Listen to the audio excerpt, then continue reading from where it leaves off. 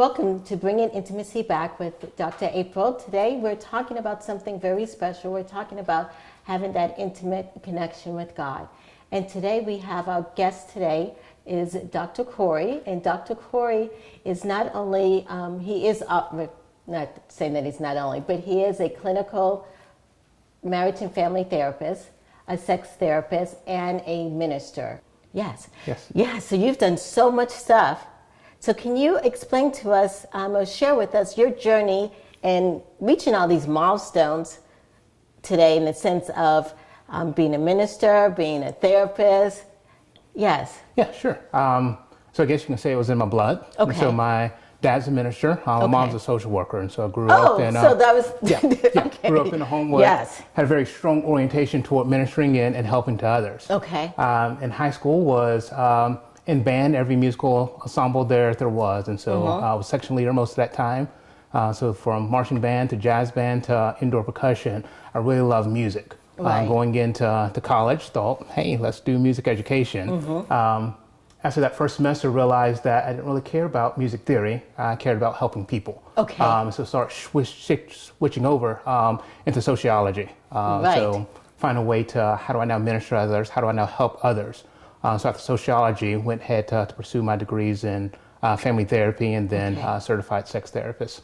Okay, wonderful. Yeah, I didn't actually realize that you grew up in that way. Yeah, it was there. Yes. Yeah. Because for many of us, putting the word intimacy and God together, it's like, Right. No, but you kind of grew up. Right, grew up with some of that stuff. A lot of our struggle in putting intimacy and God together is having a lack of understanding of what intimacy is. Right, so what would you define intimacy as? How I would define intimacy is allowing ourselves, let me put it this way, some person put it into me seen.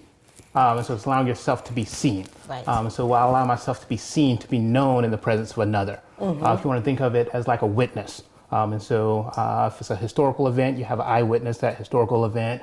You're in a court proceeding, you have an eyewitness to that crime or whatever. And so intimacy is about allowing yourself to be witnessed, to be seen, to be known in the presence of another. Sometimes we confuse it with romance and closeness. Okay. Sometimes we limit it to sex, and Right. it can include sex and certainly include romance and intimacy and connecting along those ways. But true intimacy, full intimacy, is allowing ourselves to be known, to be seen in many different dimensions beyond just the physical, but allowing ourselves to be seen and to be known. And so when it comes to God, that's completely compatible with God because Right. God wants to know us. Right. There's a part of us that wants to know and desire God. And so intimacy is completely compatible in that relationship with God. Right, and God actually created intimacy. Right, yes. So Yes. he's relational from the beginning. So the Trinity is relational. And so we get to reflect that intimacy in our relationships with one another. Yes. Well, thank you. Well, thank you so much. And we're going to take a small, short break right now, and we'll come back. Thank you.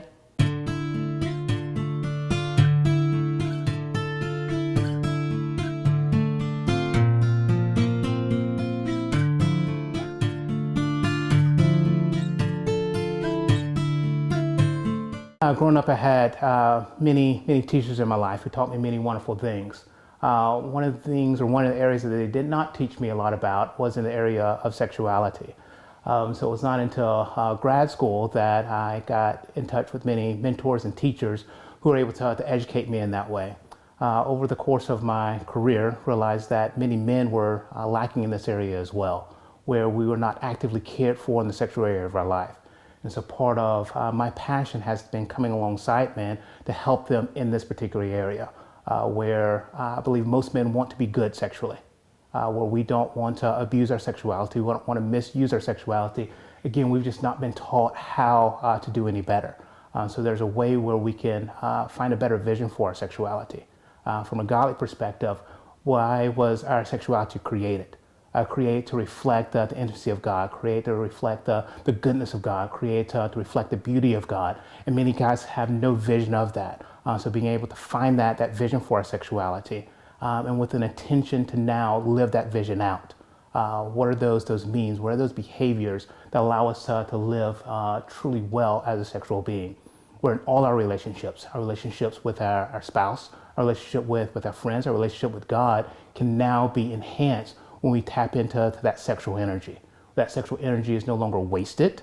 on mindless pursuits, that sexual energy can now be used to cultivate life, to bring more goodness to the world around us.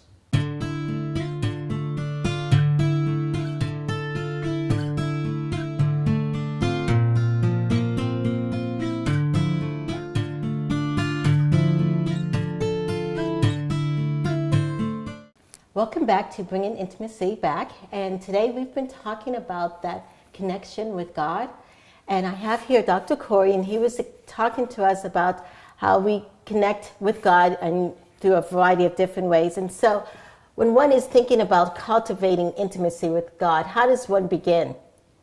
I was going to start with a personal relationship. And so when you think about intimacy and you're thinking about relationships are very personal. Okay. So how I develop intimacy with my wife is going to be different than how I develop intimacy with my best friend. Right. So intimacy is involved in both. There's common themes in there, but those relationships are very different. And so in our relationship with God, we need that uniqueness as well. And so what is that unique path that we get to God to develop intimacy?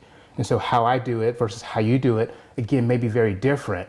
So a lot of our struggles is we think there's a cookie cutter way of approaching intimacy with God when we need to find that unique path for us.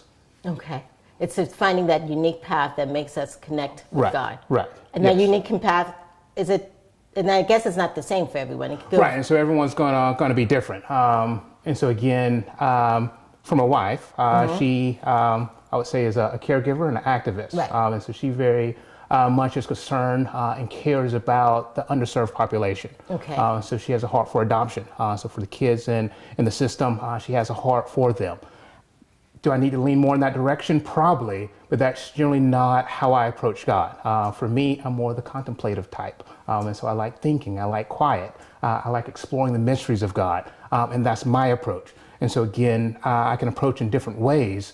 We can approach in different ways, but finding that unique path for us. And so everyone has a different path. Okay. Like hers was service, and yours, like you said, was right, more the contemplative, quiet, and some solitude. People, it's music and right, yes, a variety of different. Right, it could be music. Some get out of nature, watch the sunset. Some is in service, some is in rituals and symbolism, and it can be different for different people. And so finding your unique path reminds me of Gary Thomas has a book, Sacred Pathways. He goes through different pathways of how do we develop that intimacy with God. Yes. Right, and it's really, I think, God knows each one of us, and each one of us is different. Right, which is the beauty of the relationship. Right. So in building that relationship with us, He just creates it and does it in different manners. Right. So that is very fantastic. Yes, it's helping us to get out of that cookie cutter box where we have to have our quiet time for 30 minutes in the morning and read scripture. There's nothing wrong with that. And if that's your way of approaching God, by all means do that. But if your way of approaching God is getting out and listening to music or watching a sunset or serving the poor, then that can just be a valid way as well of approaching God and developing intimacy. Right. Why do you think some people find it a little bit difficult to have that? I think some of it, again, is in that personal nature, but some of it we think of God as being completely out there. And so we don't have that personal relationship with Him. And so we think of God as something that we do on Sunday morning. Okay. Christmas, Easter, Mother's Day sort of deal, that's where God is. Or He's just in those four walls, and we miss that God is everywhere. He's present. Lord of all creation. Yeah. Right. All the time. We can meet God in music. Right. We can meet God even in academic study. Right. Because that's still God. That's still truth that we're pursuing. So still very personal, but learning how to connect with Him in those unique ways and recognizing that He is everywhere. So He's not limited to just the church building. Mm-hmm. Yeah. Yes, I think it's what you call it's being aware. Yes. Opening our awareness to God who is everywhere. In Him we live and move and have our very being. He's everywhere. Yes. And for some of us to be aware, I think we have to distract all the noise. Right, yes. You know what I'm saying? Because we're so swamped with so much activities going on in life that's why we miss. And that would be, yes. The other part of it is that we get so distracted. Life can be very hectic. Life can be very busy, a lot of demands. And so between work and marriage and kids, there's just a lot of demands that sometimes we forget that God is there to cultivate that intimacy with Him. When it comes to my wife, when it comes to my friends, those relationships I can see on a regular basis. And so it's easier to cultivate them. Or sometimes it's easy to forget to cultivate a relationship with God. Right, definitely, Yeah. yes. So, what do you think are some of the benefits of developing that intimacy with God? Well, again, we live in a hectic world, and so any given day on the news, you can just see all the despair, all the hopelessness that's in the world around us. Developing that intimacy with God, that's our lifeline, that's our life force. Okay. So being able to connect with Him, there's a lot in our world that we can get angry about. Right. There's a lot in our world that we can feel sad and upset about. There's a Right. lot to be fearful about. But the intimacy with God gives us a peace. It gives us a joy. It gives us a hope. And so it's not removing all the difficulties of life, but in the midst of those difficulties, again, we can find peace. There's joy. There's joy all around us. No matter how hard life is going on, there's still joy to be found. And there's hope that for the Christian, all things are made new. Right. And so we don't have to give up in despair. We don't have to be hopeless, that all things are made new. And so for the Christian, nothing is actually lost. Okay. We get it all back. Okay. When should a person know that they've been trying to develop this intimacy with God, but they're struggling? When should they get professional help or talk with? At any point in the journey, I would say do that. And so finding a spiritual director, Right. Someone to guide you along, and spiritual friends to guide you along. And so finding a community. And so at any point in the journey, particularly if you're struggling, I want a deeper intimacy with God, and I don't know how to get that, find a spiritual director, find some spiritual friends who are on that journey with you to help cultivate that. A lot of times my blind spot, someone else is able to now see and help me along the way. So yeah, I would say even from the very beginning, even for those who are not quote unquote struggling, to go ahead and connect with a spiritual community and find a spiritual director to guide you along the way. Yeah, you just mentioned an important aspect, community and friends. Yes. So is it, how can I put it, the people that we associate with, does that impact sometimes? Definitely it will. It's been said, show me your friends and I will show you your future. So who we surround ourselves with will impact even our spiritual life as well and our connection with God.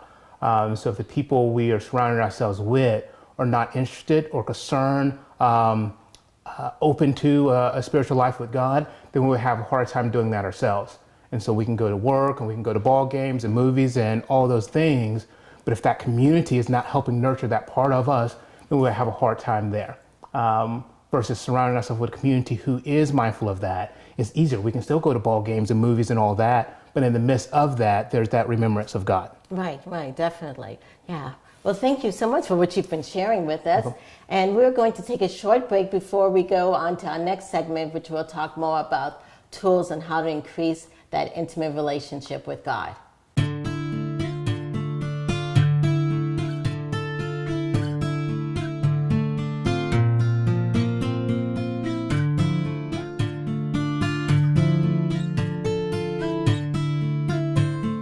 Growing up, I had many teachers in my life who taught me many wonderful things.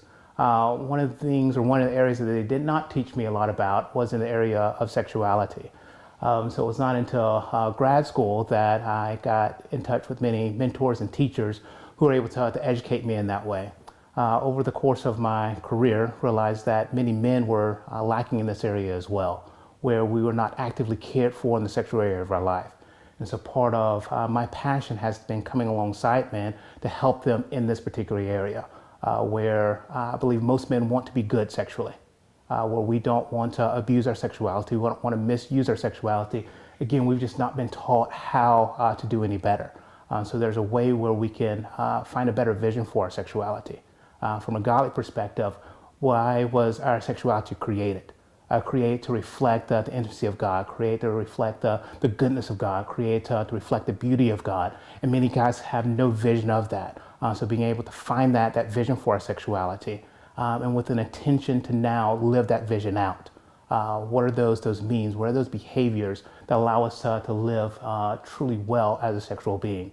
We're in all our relationships with our spouse, our relationship with our friends, our relationship with God can now be enhanced when we tap into that sexual energy. That sexual energy is no longer wasted on mindless pursuits. That sexual energy can now be used to cultivate life, to bring more goodness to the world around us.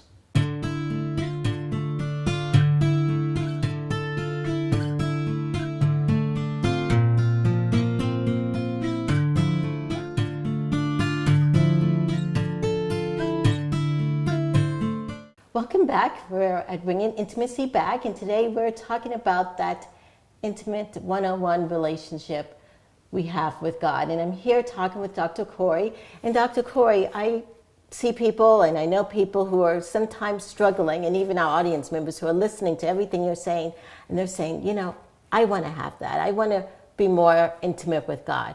Can you give us some tips on what we need to do to increase our intimacy? Sure. I would say first start with prayer. What is your desire? And so God desires this intimacy with us already. And so prayer aligns our hearts, postures our hearts in alignment with Him. And so as praying, God, I want this deeper intimate relationship with you. What is my path to get there? How do I cultivate that? How do I move in your direction? And so again, it's starting with simply that open heart, that posture of, do I want this? Where if we don't want it, then we're not going to move in that direction. And so prayer shows God, expresses to God that desire to develop that intimate relationship. And so I'll start with just praying for greater intimacy, greater depth in our relationship with God. Yes, and I would definitely think in the sense of being with prayer, and even with prayer is not only just telling God everything. Right. Because some people just tell God everything and then they leave the room. Right. Yes. The other part is listening. Listening. And so God, here are the things I want. Now I'm listening. Right. And back to community and scripture and all these things in which God is speaking to us. Right. So that with the hectic life and the busyness and all that stuff, we get distracted. And so, okay, I want this, but I'm not willing to put the time. Again, whether it's with my wife or with my friends, I have to put the time into those relationships. And that's what prayer helps us to do, is put the time in our relationship with God to say that this is important and I'm willing to set aside this time to cultivate that relationship. Okay, yes. Yeah, and so what's another tip? And so there's some heart postures that we can take. And so I would say stillness. Stillness. Solitude. Right. And silence. Right, and for many of us, that's so hard. Yes. Yeah, Yes. because our mind is going constantly. Right, we're always going. And so some of the old saints call these spiritual disciplines or spiritual practices. But look at it as a posture of the heart. And so that posture of stillness is not necessarily the absence of doing stuff. It's just an internal posture of being still and knowing that He is God. And so instead of rushing off to the next thing, yes, life is busy. Mm-hmm.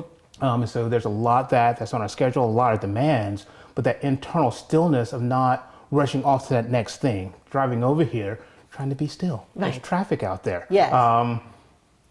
It's a lineup. There's Right. traffic. And so trying to internally be still and be present with God. Any suggestions on how to be still for those people who have a lot of stuff that goes It's learning what in to your say. On the stillness is more of the activity. And so it's learning what to say no to. And so signing up for 100 different service projects. All right, can we cut that down to 75? And so what can you say no to so that you have more space to breathe? Right. There's a time where God's people had a Sabbath. Mm-hmm. And that Sabbath was to create a regular rhythm of stillness, to be still. So you're not doing anything, you're simply being still. And so finding that Sabbath even in our day. And so is that the 5 minutes before you get out of bed in the morning? Find that can be your Sabbath. It doesn't have to be this long time, but those 5 minutes before you get out of bed, can you simply be still before you're rushing and checking email and who sent you a text in the middle of the night? Can you spend 5 minutes and simply be still? Is that on your lunch break? Is that while you're taking a shower? So it's finding those times throughout the day simply to be still and not rush off to the next thing. Right. I think in one of the things you mentioned, which I had to learn myself, is learning how to say no. Yes. Yes, because sometimes I used to do so much things. It's a beautiful word. And then I would complain to God, and He was like, I didn't tell you to do all Exactly. that. I didn't tell you to do all that. So that prayer business. Did God say do that? Yes. Yes. So. Solitude is another one where certainly we are community people, we're relational people, but there's times where we need to withdraw. So we see this in the life of Christ where He regularly withdraws from people to cultivate that intimacy with His Father. We need to do that as well. Mm-hmm. So again, this is not isolating ourselves from others, but there's times where we withdraw simply to find that solitude, to find that oneness with God. Break. Right, because Jesus took a lot of breaks sometimes, just going out in the boat just to spend that one-on-one time with. And we can see this in a marital relationship where they go off on a honeymoon. They have regular dates. They have that regular one-on-one time to cultivate that relationship. we need that with God as well. And so that may be a retreat. And so if you can get away for a weekend or a week with God, by all means do that. But even in the midst of a busy week, if that's just an evening of, okay, this is just me and God, again, driving to work. Yes. You can use that time to be in silence or in solitude, turning off the radio and just being with God. Right, Yes. definitely, yes. Yes. And silence is the same way. Where we're bombarded with so much, from news to social media. There's a lot going on in our world, and so we're just bombarded with so much that the soul can't keep up with. So we live in a very technological world, global world, so we know the things that are going on all across the nation, all across the globe, and the soul can't keep up with that. And so times of just unplugging. Right. And have silence. So that you don't have to, again, worry about, okay, what do I do about my neighbors across the nation? What do I do about my neighbors across the street? Just be silent, be still. Again, back to prayer. All these can be forms of prayer of now I can listen to God. If I'm rushing and being busy, if I'm always trying to impress others, if I never take that time to be silent, then I miss God. That prayer, that intimacy with Him, I miss that because I'm rushing here and there. But if I can slow down, be still, practice solitude, practice silence, now I can listen, I can discern that movement of God in my own heart. Exactly, yes. Thank you so much for what you're sharing with us. Welcome. Yes, yes. And so if our listeners are listening and they're like, wow, I want to get to know more about Dr. Corey and about what he does and all this discernment and prayer and stuff, how can they best connect with you? Connect with me online at CoreyCarlisle.org or by email at info@CoreyCarlisle.org. All right. Thank you, Dr. Corey, for being in the show. Welcome. All right.